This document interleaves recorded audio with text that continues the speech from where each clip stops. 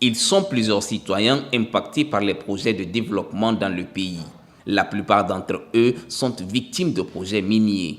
Depuis 2017, ils militent auprès du gouvernement pour l'adoption du document permettant d'asseoir un cadre juridique qui faciliterait la compensation de tous les impactés des projets de développement à travers le pays. L'adoption du référentiel va apporter gros dans la vie de la communauté. Nous venons de commencer il y a de cela 2 ans à vivre avec la société Winning Consortium Simandou.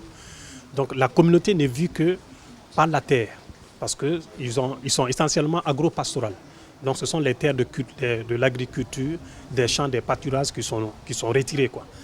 Donc, et il n'y a aucune base juridique aujourd'hui qui peut orienter la communauté à calculer ce qu'elle doit avoir en cédant ces terres, ces parcelles.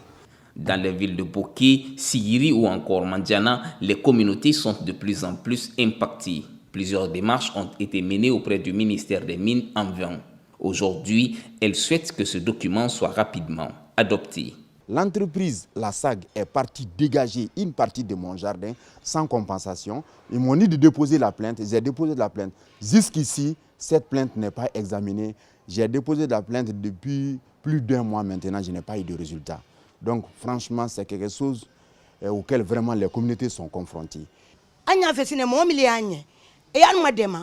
Signature ko men fon ko ka papier yin signa e do ay papier yin signé signature fana la di aba signé ali abile ko le jo. Les participants font de l'espoir sur les recommandations portant l'adoption de ce référentiel par les autorités et surtout au suivi de son application sur le terrain.